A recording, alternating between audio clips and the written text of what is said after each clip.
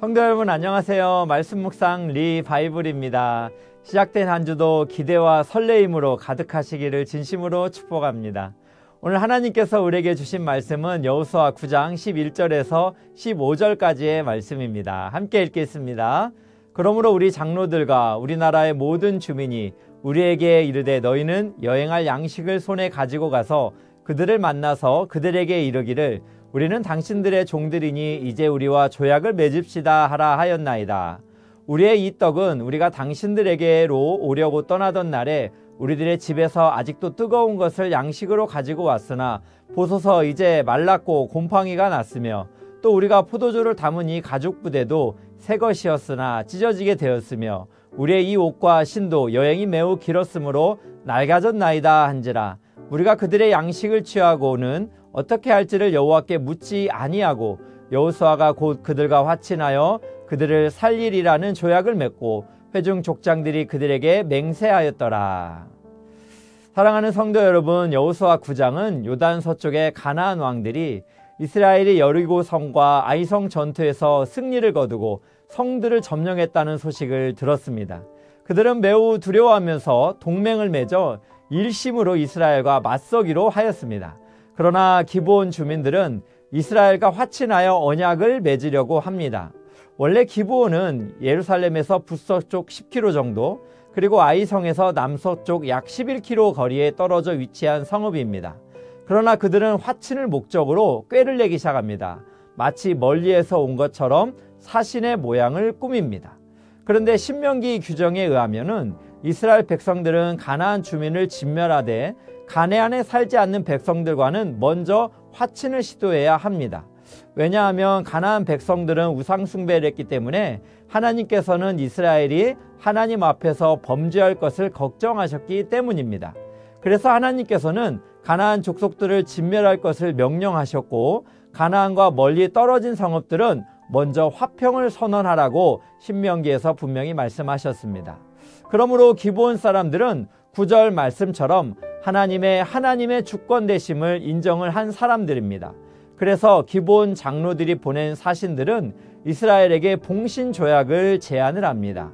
여기서 봉신조약이라는 것은 고대 서아시아 지역에서 일반적으로 행해졌던 종주권 조약으로 계약 당사자에게 상호 의무가 있습니다. 바로 충성과 보호의 의무가 지어졌습니다.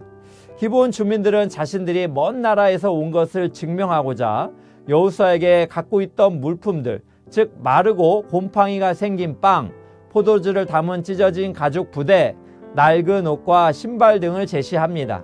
이에 무리들, 즉 여호수아와 회중의 족장들은 기브온 사신들의 양식을 취하게 됩니다. 그런데 14절의 양식을 취하는 행동은 양식을 함께 먹는 상징적인 행동으로 해석할 수가 있습니다. 그렇다면 이는 단순히 확인 차원의 행동을 넘어 조약 체결의 의미로 이해할 수도 있습니다. 고대 세계에서는 조약 체결할 때 함께 음식을 먹으면서 행해지기 때문입니다. 그런데 저자는 무리, 즉 여호수아와 지도자들이 하나님께 이에 대하여 어떻게 할지를 묻지 않았음을 지적하고 있습니다. 이는 마땅히 먼저 가나안 땅의 주인이신 하나님께 물었어야 됩니다. 그들은 그러나 승리 이후에 영적인 경계심을 좀 늦춘 것 같습니다. 그래서 하나님께 묻지도 않고 기브온 족속들이 가나안 백성인데 멀리에서 왔다고 그러니까 그 말을 실제로 믿고서 그들과 조약을 체결하게 되어버리는 것입니다. 그래서 15절 말씀은 여호수아와 회중의 족장들이 기브온 족장과 그들을 살리리라 조약을 맺고 맹세를 하고 있습니다. 여기에서 이스라엘 백성들이 조결을 체약할 때 하나님께 묻지 않고 성급하게 한 것은 분명한 잘못입니다. 하지만 본문은 이들의 잘못에 대한 하나님의 심판을 언급하지는 않습니다. 하나님은 여호수아의 실수도 사용하셔서 묵인하시고 용인하십니다. 하나님은 속임수로 드러난 기브온의 진심을 믿어주셨습니다. 우리는 여기서 중요한 사실을 묵상하면서 하나님께 감사할 수가 있습니다. 우리가 비록 항상 깨어있지 못하고 하나님께 묻지 않고 실수들을 반복할 수도 있지만 하나님은 우리의 실패를 통해서도 은총을 베푸시는 무한한 사랑의 하나님이신 것을 우리가 기억해야 합니다. 또한 하나님의 은혜를 깊이 묵상할 수도 있습니다. 하나님의 뜻은 가나안 주민은 완전히 진멸하는 것이 아니라 가나안에서 멀리 떨어진 사람들, 즉 하나님의 주권을 인정하고 가나안 주민이라 할지라도 하나님의 주권을 인정하고 그분의 통치를 받아들이는 사람들은 구원하시기로 작정하셨습니다. 이것을 먼저 살펴볼 수 있는 데가 여호수아 2장에 하나님께서 라합과 그의 가족들을 이스라엘 공동체로 들어오게 하신 것을 알 수가 있죠. 이제 여호수아 9장에서는 기브온의 족속들이 하나님의 주권을 인정하니까 이스라엘 공동체로 받아들여 주신 것입니다. 하나님께서는 이렇게 이방인들도 하나님의 주권을 인정할 때 구원하시는 은혜롭고 자비로우신 하나님이시다라는 것을 우리가 생각을 해볼 수가 있습니다. 저는 오늘 말씀을 통해서 하나님은 참 좋으신 분입니다라는 생각이 많이 듭니다. 가나안의 백성이라 할지라도 라합처럼 기브온의 주민들처럼 하나님의 주권을 인정할 때 이스라엘 공동체로 받아주신 것처럼 지금도 하나님은 자신을 찾는 자들에게 그들을 용서하시고 그들을 은혜를 베푸시는 분임을 기억해야 합니다.